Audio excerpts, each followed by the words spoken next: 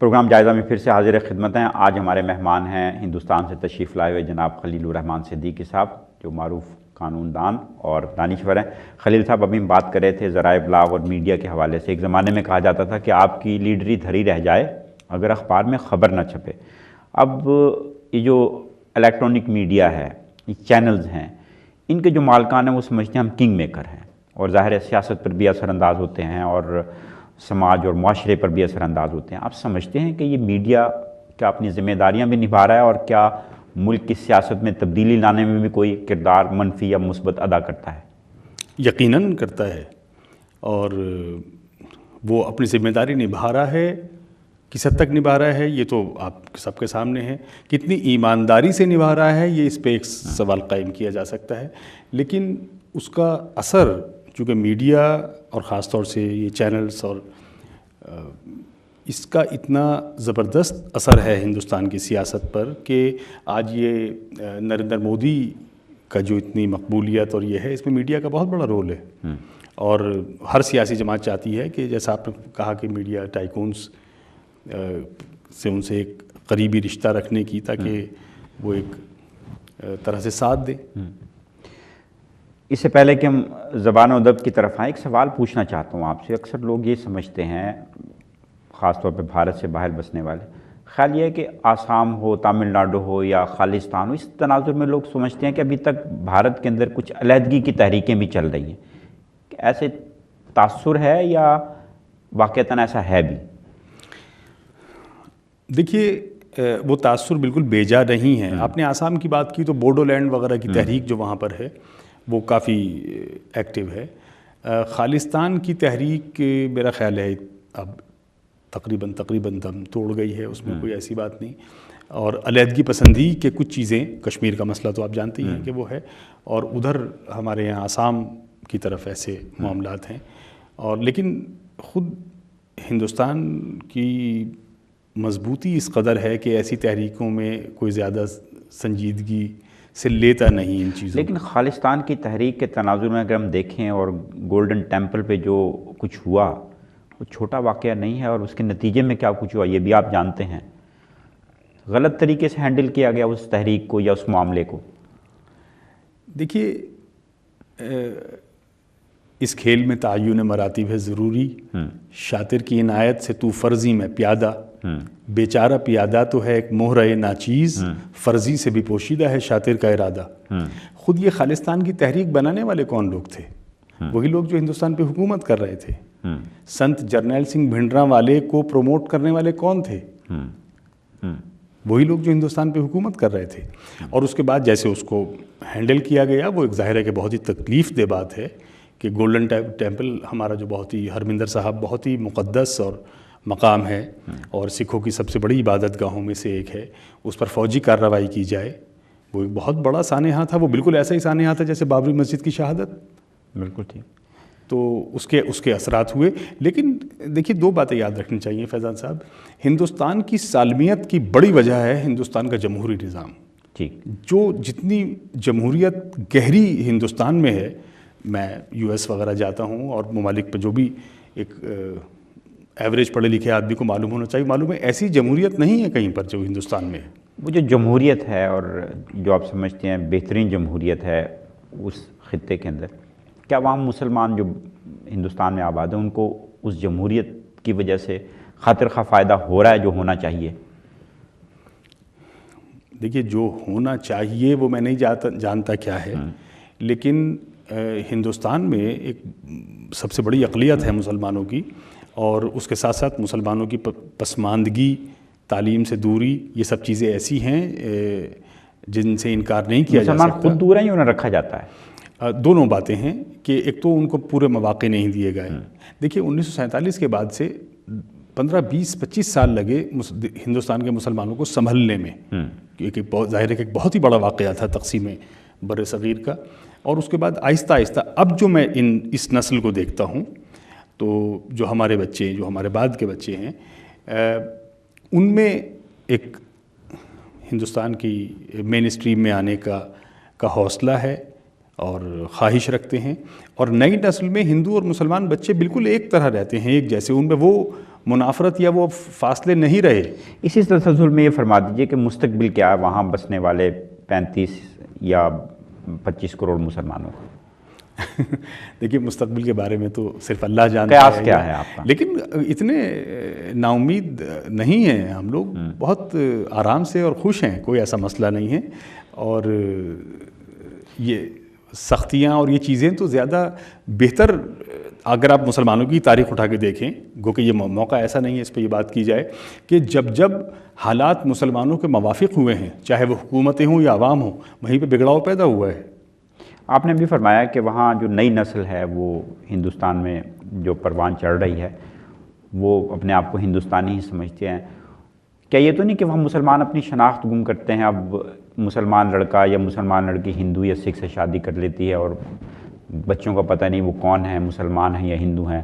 عامر خان کی بیوی ہندو ہے، شاہ رخ خان کی بیوی ہندو ہے، سلمان خان کی ماں ہندو تھی۔ یہ سارے کیا اس طرح تو نہیں کہ شناختیں گم ہو جائیں گی اور سب ہندوستانی ہو جائیں گے؟ کیا یہ کہیں ایسا ہوا ہے آج تک؟ جواب ہے نہیں، پوری تاریخ اٹھا کے دیکھ لیجئے، کہیں ایسا نہیں ہوا۔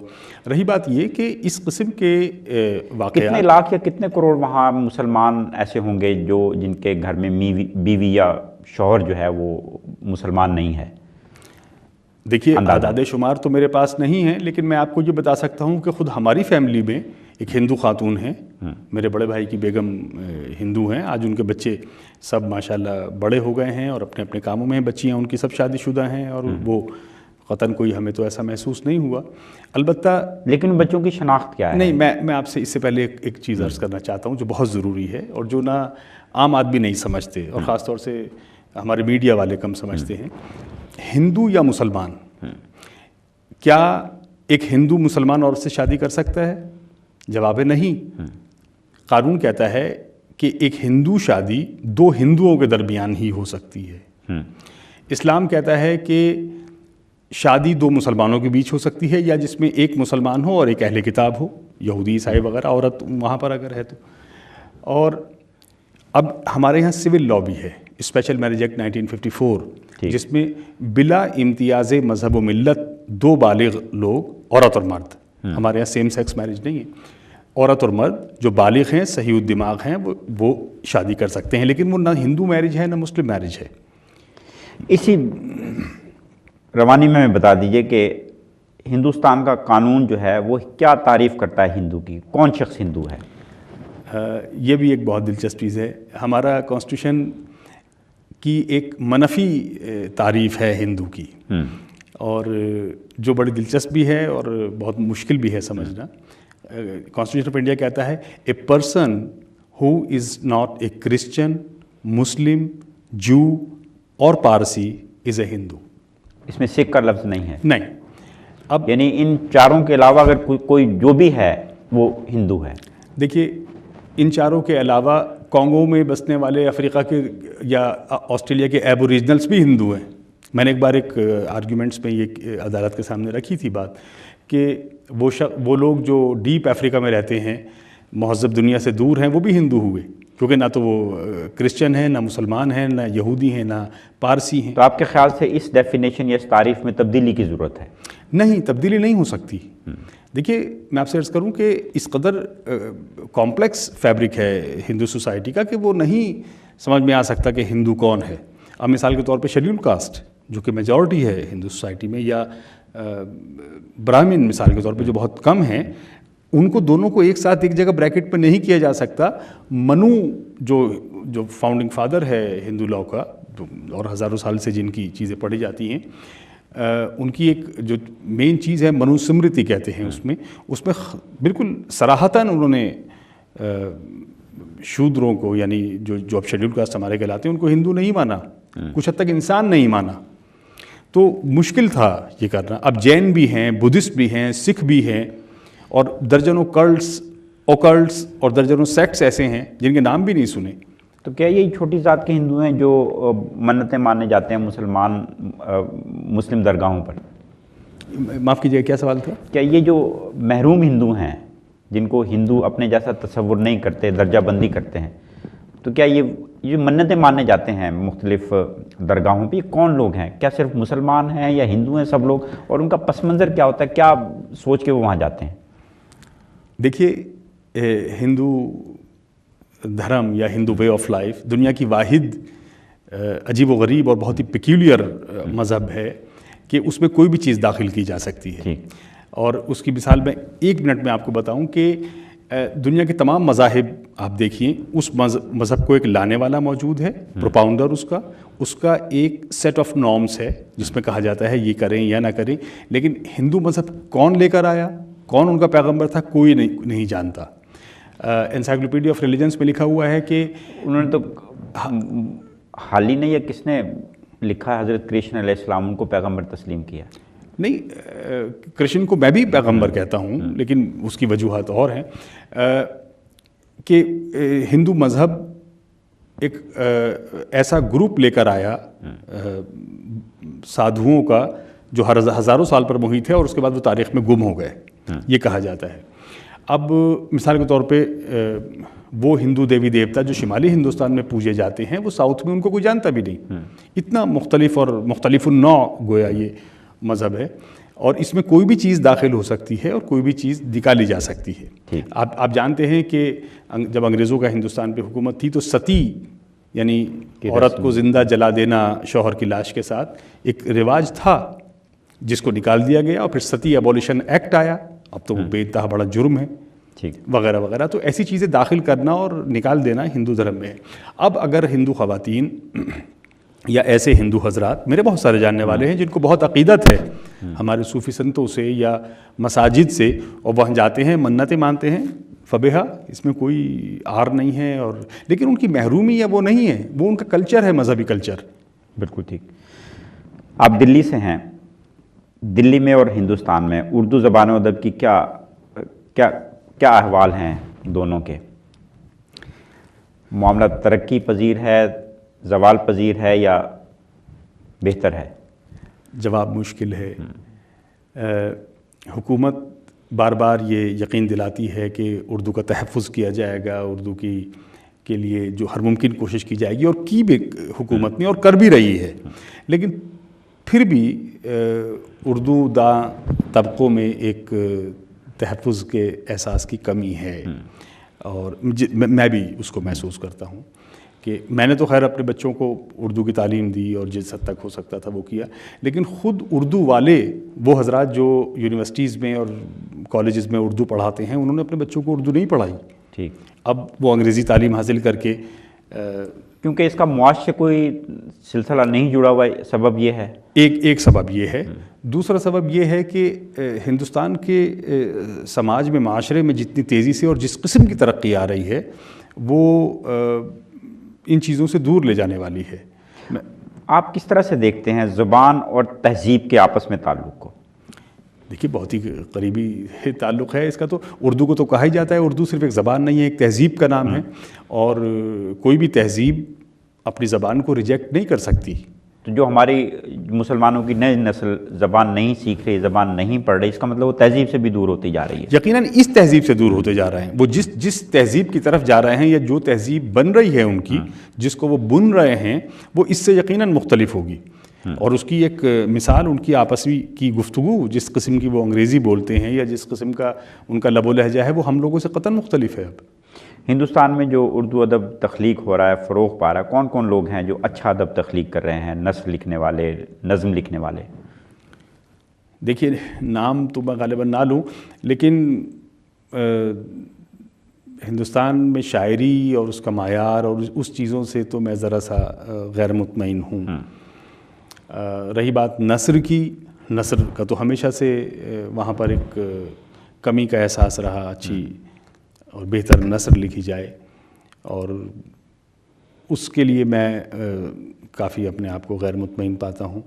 خاص طور سے شعری رجحان بھی، اور اس کی وجہ ہے کہ جتنے وہاں کے تخلیق کار، وہاں کے شاعر اور ادیب کنفیوزڈ رہے ہیں پچھلے دنوں، ان کو سمجھ میں نہیں آتا تھا وہ کیا کریں، کس طرف جائیں. اور ظاہر ترقی پسند تحریک کا ایک اپنا وہ ٹوٹ چکا تھا. پھر جدیدیت، اس کے بعد ایک اور چیز آئی، وضعیات، یہ ساختیات اور اس طرح کی، پھر مابعد جدیدیت اور پس ساختیات اور اس طرح کی چیزیں. میرا خیال ہے موقع ہے میں ایک بات آپ سے عرض کرتا چلوں کہ اس میں بہت حد تک ہمارے نقاد بھی ذمہ دار ہیں. دیکھیے تنقید کا کام ہوتا ہے. نقاد سے مراد شمس الرحمان فاروقی صاحب یا کوئی اور؟ نہیں، میں کسی کا نام نہیں لیتا. عام طور سے نقاد. ابھی حال ہی میں یہاں لندن کے قیام کے دوران میں نے ایک صاحب کی کتاب دیکھی جس کا عنوان ہے ادبی تھیری اور گوپی چند نارنگ. اور میرا دعویٰ ہے کہ پروفیسر حضرات بھی اس کو سمجھنے سے قاصر رہیں گے. وہ جتنی گنجلک، جتنی نامانوس اصطلاحوں سے بھری ہوئی، اور میرا خیال ہے کہ 60% سے زیادہ تو وہ انورٹڈ کاماز میں ہے وہ کتاب، واوین میں ہے، یعنی دوسروں کے اقتباسات ہیں، اور وہ کیا جمع کیا گیا ہے. اس سے مجھے ایک بات بتائیے کہ آج ہمارا تخلیق کار یا ہمارا طالب علم جو اردو کا ہے ان کتابوں سے کیا سیکھ سکتا ہے؟ ایک بات. دوسری، جو جن چیزوں کی تلقین یہ کتابیں کر رہی ہیں کیا اس پہ عمل کیا جا سکتا ہے؟ آپ باہر سے امپورٹ کریں، اسٹرکچرلزم کو آپ نے باہر سے امپورٹ کیا اور شکلووسکی کی اور دریدہ کی اور جگہ جگہ آپ مثالیں دیتے ہیں، کیا اس کا اطلاق ہو بھی سکتا ہے ہمارے یہاں؟ اور اگر ہوتا ہے تو کیا وہ چیز یہاں پر انگیز ہوگی ادب میں؟ تاریخ اٹھا کے دیکھیے، جو زیادہ دین کی بات نہیں ہے، کہاں ہو پائی. بالکل ٹھیک. اچھا، یہ جو اردو زبان ہے، کیا یہ ہندوستانی فلمیں جو ہیں یہ بھی اس کے فروغ کا باعث ہیں، یا اس کے ذریعے سے اردو زبان جو ہے وہاں بھی ابھی تک مانوس ہے جہاں تک ہندوستانی فلمیں پہنچ رہی ہیں؟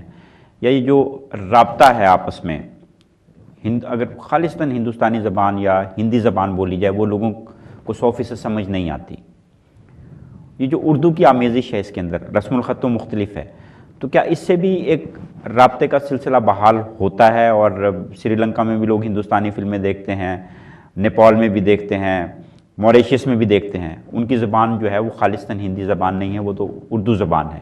کیا ان فلموں کے ذریعے سے بھی اردو زبان کو کچھ بڑھاوا مل رہا ہے؟ یقیناً. اور اس میں گیت بھی ہے، غزل بھی ہے. ہندوستانی فلمیں ایک بہت ہی پاورفل اور ایک بہت بڑی انڈسٹری ہے. اور وہ میں سینٹرل ایشیا میں تھا تو وہاں میں نے دیکھا کہ لوگ ہندی فلمیں دیکھتے ہیں، جبکہ ان کو فارسی زبان بولتے ہیں، لیکن ہر آدمی شاہ رخ خان کو جانتا ہے، ایشوریہ رائے کو جانتا ہے. وہ ایک آپس کے رابطے کا ذریعہ ہے، یقیناً دیکھا جاتا ہے. لیکن کیا وہ اردو ہے؟ یا ہندی تو ہو ہی نہیں سکتی، ہندی تو بولی ہی نہیں جا سکتی، وہ ایک غیر عملی چیز ہے. میں اس کو ہندوستانی کہتا ہوں. جیسے میں بھی اس بات کا قائل ہوں کہ ہندی اور اردو کوئی الگ الگ زبانیں نہیں ہیں، یہ وہی ہندوی زبانیں ہیں. اور ہمارے انگریز حکمرانوں کی یہ مہربانی ہے کہ انہوں نے ہندی کو الگ کر دیا، اردو کو الگ کر دیا، اور یہ ان کا کام تھا. ورنہ اس سے پہلے کہاں تھا؟ ہندوی کہا جاتا تھا اس کو. اور اب جو بولی جاتی ہے وہ ہندوستانی ہے، وہ خراب اردو ہے اور خراب ہندی ہے. اس سے پہلے کہ ہم پروگرام کا اختتام کریں، آپ سے پوچھنا چاہوں گا، آپ دلی سے تشریف لائیں، بے شمار ہندوستانی یہاں آباد ہیں، مسلمان بھی ہندو بھی، ان کو کوئی پیغام دینا چاہیں گے قانون دان کے طور پہ، ایک دانشور کے طور پہ؟ وہ اپنے وطن سے اتنے دور 7 سمندر پار بیٹھے ہیں، کوئی بات آخر میں ان سے کہنا چاہیں گے آپ؟ جی ہاں، یقیناً 2 باتیں کہنا چاہوں گا، جس میں پہلی بات تو یہ ہے کہ ہر آدمی کا وطن وہ ہو جاتا ہے جہاں وہ رہتا ہے، لیکن جہاں اس کی جڑیں، جہاں اس کی پیدائش ہوئی ہے، افزائش ہوئی ہے، اس کو بھولنا نہیں چاہیے. اور اس سے 2 باتیں رہتی ہیں. ایک تو فاصلے کم ہوتے ہیں 2 مختلف معاشروں کے، اور آپ اپنی اصل کو، اپنے پس منظر کو نہیں بھول پائیں گے کبھی. تو اس سے آپ کی شخصیت میں مزید اضافہ ہوگا. ایک روسی کہاوت ہے کہ ایک شخص، میں مثال دے رہا ہوں، کہ جتنی زبانیں جانتا ہے اتنی ہی اس کی شخصیتیں ہوتی ہیں. اب برطانیہ میں رہنے والے پاکستانی پاکستان سے ایک رشتہ رکھیں، یہ ایک بہت صحت مند پریکٹس ہے. ہندوستانی رکھیں یا جہاں جہاں کے ہیں. اور دوسری بات یہ کہ میں بہت شکریہ ادا کرنا چاہوں گا، ممنون ہوں کہ آپ کے توسط سے مجھے آپ کے ناظرین سے بات کرنے کا موقع ملا. میں آپ کا بہت شکریہ ادا کرتا ہوں. بہت شکریہ جناب خلیل صاحب، آپ کے ذریعے سے اتنی اچھی باتیں ہمارے دیکھنے اور سننے والوں تک پہنچیں. اس کے ساتھ ہی آج کا پروگرام اپنے اختتام کو پہنچتا ہے. فیضان عارف کو اجازت دیجیے. اللہ نگہبان.